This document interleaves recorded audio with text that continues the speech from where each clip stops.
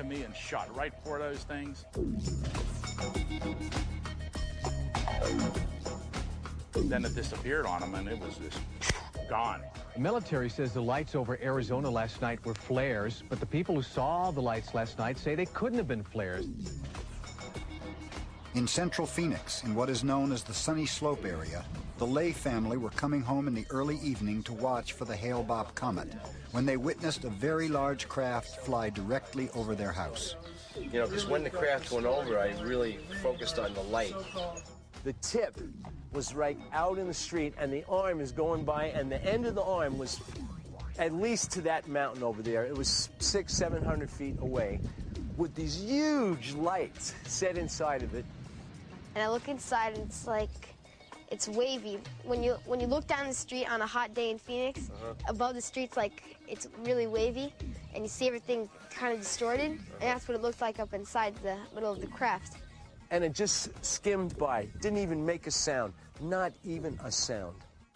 Further eyewitness testimony came from Stacy Rhodes and her daughter Emily, who both saw a giant craft fly over their car. It was gunmetal black. It wasn't shiny. It wasn't invisible. It was more of a dull bluish black color.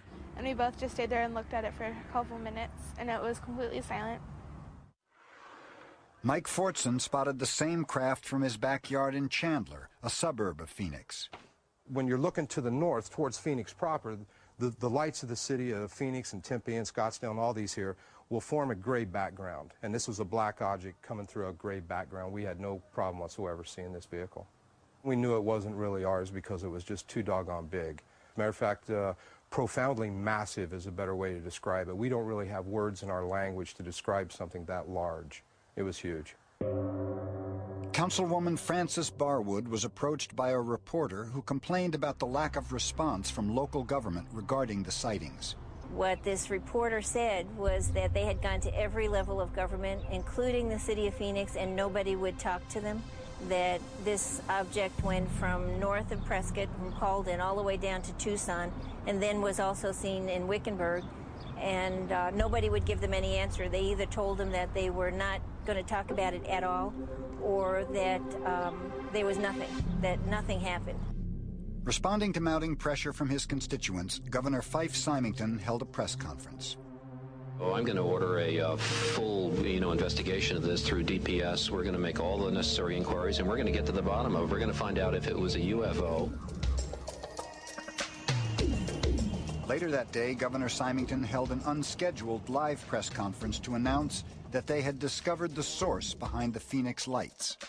And now I'll ask Officer Stein and his colleagues to escort the accused into the room so that we may all look upon the guilty party. Now, this just goes to show that you guys are entirely too serious. Well, I think everybody pretty much laughed at it. I thought it was really disgusting. He was just dismissing everything that these people had seen and said, just like we're all Looney Tunes.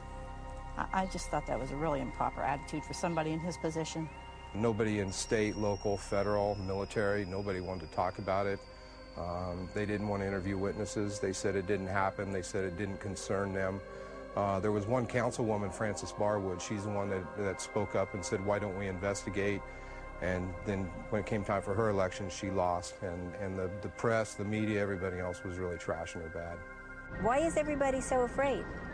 And the only thing I can think of is, one, they're afraid of their careers, which, comes to a point of what's more important, your soul or your job, and I guess to them it's their job.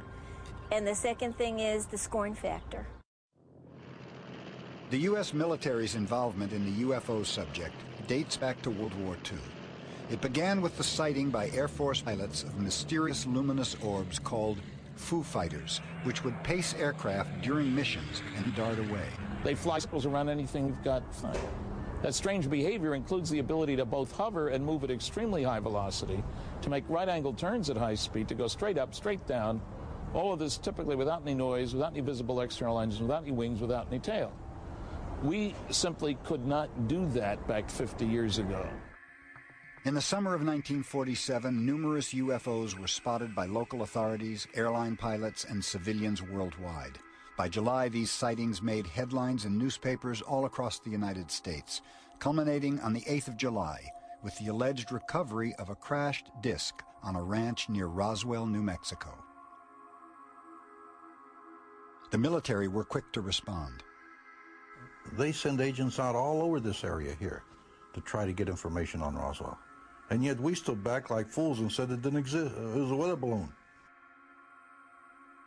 50 years after the incident, Colonel Philip J. Corso, formerly a member of the National Security Council, revealed that the weather balloons over Roswell was a cover story for the crash of an alien craft. We had the cover to protect our own installation because they tabbed us as kooks and they destroyed our organization. You had to understand what was going on in the government and the climate of opinion and all. So, discretion better part of valor. We just kept it to ourselves. Only some certain people know about it, head to head, brain to brain, no paper trail. Although the official position claimed that UFOs didn't exist, this secret memorandum written by General Nathan Twining suggests otherwise. The consensus expressed by the Air Materiel Command was that the phenomenon reported is something real and not visionary or fictitious. The memo continues. There are objects probably approximating the shape of a disk of such appreciable size as to appear to be as large as a man-made aircraft. In this chaotic climate, and in an effort to reorganize the U.S. military, President Truman passed the National Security Act. This act built the framework for America's modern national security structure. Among other things, the act established the National Security Council and the CIA. The National Security Act of 1947 allowed for the creation of a state within a state. Author of UFOs and the National Security State, Richard Dolan, asserts that the signing of the National Security Act created an intelligence infrastructure capable of maintaining a very high level of secrecy. One with an enormous amount of power, an enormous amount of wealth, an enormous amount of secrecy, and latitude of action. The level of secrecy imposed by the U.S. government on the UFO issue is revealed in this top-secret memorandum. It was written in 1950 by electronics engineer Wilbert Smith, a high-ranking official in the Canadian Department of Transport.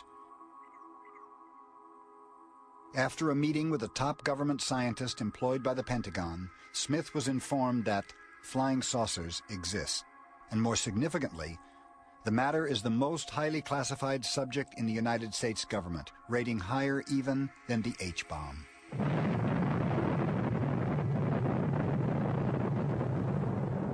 In my opinion, I think they were worried that it would panic the public if they knew that someone had vehicles that had this kind of performance, way back right after World War II. On a clear night in February of 1951, Lieutenant Graham Bethune sat at the controls of a U.S. Navy transport plane en route from Iceland to America. The flight was routine until Bethune spotted a strange group of lights below his aircraft. And we were at 10,000 feet. This was about 15 miles away. It came up to us like that, just about that fast.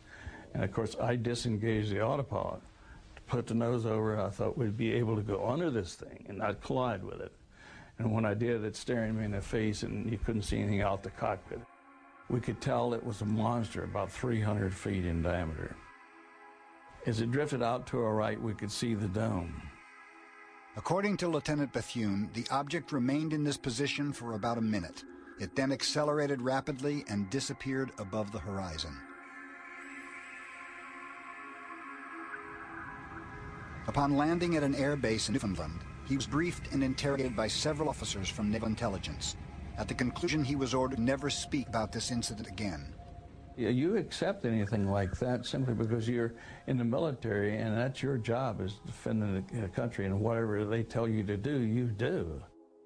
The identity of the group responsible for imposing the secrecy around the UFO issue was revealed to Lieutenant Bethune several months later in a conversation with an officer from Naval Intelligence. And I asked him the question, I said, what happens to this report? Where does it go? He said it goes to Navy Intelligence, Chief Naval Operations. Then it goes to a Joint Intelligence Committee. Now, of course, later on, I learned that it was MAJIC, which is Majority Agency Joint Intelligence. Now, he said this was a small committee, but this committee determined whether it would affect our national security, that if it did, it would probably never go anywhere else.